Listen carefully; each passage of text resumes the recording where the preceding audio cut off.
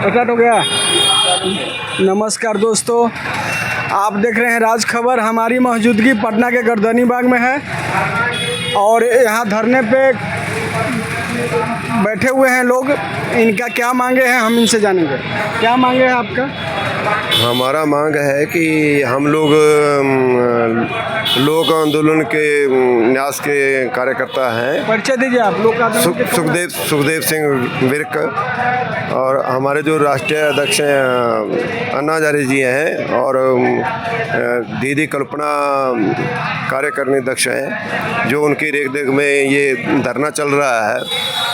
और हमारी मुख्य मांग है कि प्रधानमंत्री एक समिति बनाए और सभी राजनीतिक जितने भी समाज सेवी हैं उनकी एक समिति गठित किए जाए जो बिहार का विकास हो सके, क्योंकि यहाँ के बेरोजगार हैं लोग, उनको रोजगार मिल सके, शिक्षा फ्री हो सके। बिहार को जो दर्जा गरीबी का दे रखा है बराबर बाकी राज्यों के स्टेटों के बराबर इसका भी दर्जा दिया जाए। तो नीतीश कुमार तो कहते हैं कि हम बहुत बिहार को विकास की ओर ले गए हैं। हमने 3 साल से सर्वे किया है दीदी कल्पना के साथ में। बिहार के अंदर में ऐसी स्थिति है, यदि कोई आदमी बीमार हो जाता है तो उसको खाट पे हॉस्पिटल में लेके आना पड़ता है, रास्ता भी नहीं है। और किसानों की अवस्था ऐसी है, कभी बाढ़ के अंदर में उनकी दुर्दशा हो जाती है और कभी सूखे में दुर्दशा हो जाती है। ये लोग दबा कुचला लोग हैं, इनकी आवाज़ उठाने वाला कोई नहीं है। नीतीश कुमार कहते हैं कि हम बिहार को लंदन बना दिए रोड के मामले में और मार्केटिंग के मामले में। और रोड में खाली गाड़ी चलेगा, विकास तो नहीं होगा ना। रोजगार चाहिए लोगों को, रोजगार नहीं होगा, शिक्षा फ्री नहीं होगी और क्या करेंगे। ये इंजीनियर कॉलेज सबसे ज़्यादा है बिहार के अंदर में। लोग बच्चा पढ़ के कहाँ जाएंगे, उनको कहाँ है बेरोजगार। ये आपके सामने धरना लगा हुआ है, क्या हो रहा है। तो आप लोग कल निश्चित काल के धरने पे बैठे हैं? हाँ, निश्चित काल के लिए धरने पे बैठे। जब तक आपकी मांगे पूरा नहीं करेगी सरकार तब तक बैठे रहेंगे। और 17 सितंबर को हमारी एक रैली भी है गांधी मैदान में और हम पूरे बिहार के अंदर सर्वे कर रहे हैं, पूरी जनता को, समाज को जगा रहे हैं, जगाने का काम कर रहे हैं। आप धरने पे बैठी हैं मैम, क्या कहेंगे आप? देखिए, वैसे देखा जाए तो हमने पहले भी आंदोलन किया था पश्चिम चंपारण में यही मांगों के लिए। 2 मांगे हैं कि जो बिहार के विकास के लिए प्रधानमंत्री की निगरानी में समिति बनाई जाए और उस समिति में विपक्ष को भी स्थान दिया जाए, क्योंकि उसमें पारदर्शिता आती है। अगर प्रधानमंत्री की निगरानी में अगर समिति बनाती है तो प्रधानमंत्री केंद्र से संसाधन और संसाधन और साधन इसका उपयोग ज़्यादा हो सकता है। तो मुख्य मांगे क्या है आपका? मुख्य मांगे ये है, ये पहली जो मैंने बोला, और दूसरी मांग है एसआईआर की जांच के लिए आयोग को गठन करना चाहिए और उस आयोग में विपक्ष को भी स्थान देना चाहिए, ताकि क्या है ना, दूध का दूध और पानी का पानी हो जाए। ये 2 मांगे लेके हम लोग बैठे हुए हैं। तो क्या लगता है सरकार आपकी मांगे पूरा करेगी?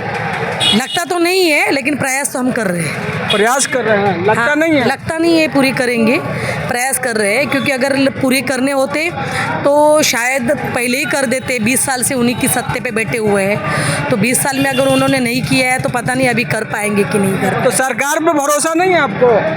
सरकार पे तो भरोसा नहीं है, लेकिन जनता पर भरोसा है। अगर जनता को अगर पता चल जाएगा कि बाबा ये हमारी मांग सही है, जनता रास्ते पे आ जाएगी, तो शायद ये मांग पूरी हो सकती है, अदरवाइज मांग पूरी नहीं होगी। आप क्या कहेंगे? धरना पे बैठे हैं। देखिए, ये धरना जो है हम लोगों का अनिश्चितकालीन चलेगा। जब तक से बिहार में एक बड़ी समस्या है पलायन और बाढ़ का, अगर इसको सरकार एजेंडा नहीं बनाती है तब तक से ये आंदोलन चलेगा। दूसरी बात यह है कि बिहार में जो सर्वेक्षण हुआ है जो मतदाता सूची का, उसमें 65 लाख लोगों को मृत घोषित कर दिया गया है या तो उसको विस्थापित कर दिया गया है। ये 65 लाख को सुप्रीम कोर्ट ने कहा है कि इसको आप अपनी वेबसाइट पर डालें, अन्यथा हम आपके खिलाफ कार्रवाई करेंगे। हमारी मांग ये है कि पूरी जांच प्रक्रिया के लिए एक नए आयोग का गठन हो, जिसमें विपक्ष के भी लोगों को शामिल किया जाए और 65 लाख जो लोग हैं वो कहाँ हैं, उसके क्या कारण हैं, उसके क्या आधार हैं, इसको बताने के लिए वो हम लोगों को बताएं। इन सब मांगों को लेकर के हम लोगों का अनिश्चितकालीन लोक आंदोलन के ऋतु में ये आंदोलन चल रहा है। आप सर राष्ट्रीय अध्यक्ष भी हैं और बिहार सरकार चुनाव लड़ रही है, विपक्ष भी चुनाव लड़ रहा है।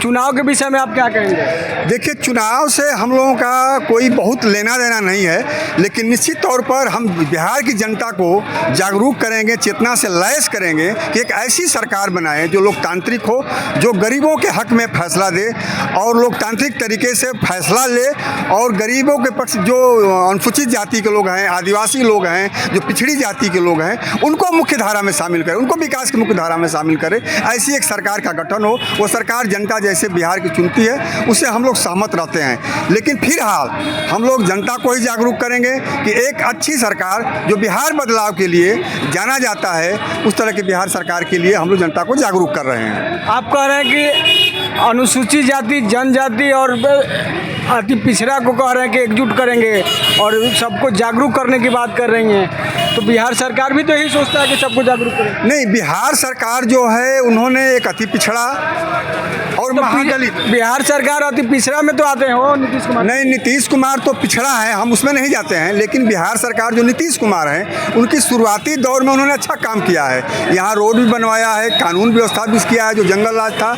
उन्होंने अति पिछड़ा और महादलित को आयोग बना करके पंचायत में भागीदारी दी है। वो महिलाओं को 50% आरक्षण दी है। ये तो उनका अच्छा काम है, लेकिन इतने से काम नहीं चलेगा। बिहार का सबसे बड़ा सवाल पलायन है और बाढ़ है। यहाँ का जो प्रतिभाएं हैं वो देश में जाकर के ठोकरें खाती हैं, उनको बिहार में काम नहीं मिलता है। इसलिए उनको बिहार में ही रोजगार दिया जाए, उनका पलायन को रोका जाए और बाढ़ के लिए अस्थायी एक प्रबंध किया जाए, ताकि 6 महीना जो बाढ़ से बिहार डूबा रहता है उसको समस्या से दूर किया जाए। ये हम लोगों की मांगे हैं।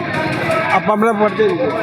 प्रेमनाथ गुप्ता, और मैं लोक आंदोलन का मैं बिहार प्रदेश का प्रभारी हूँ। लोक आंदोलन का प्रदेश अध्यक्ष हैं और प्रभारी भी रह चुके हैं, और कहना इनका है कि अति पिछड़ा और पिछड़ा के सामान में हम लोग यहाँ धरने पे बैठे हैं। और कमेंट में बताएं। नमस्कार।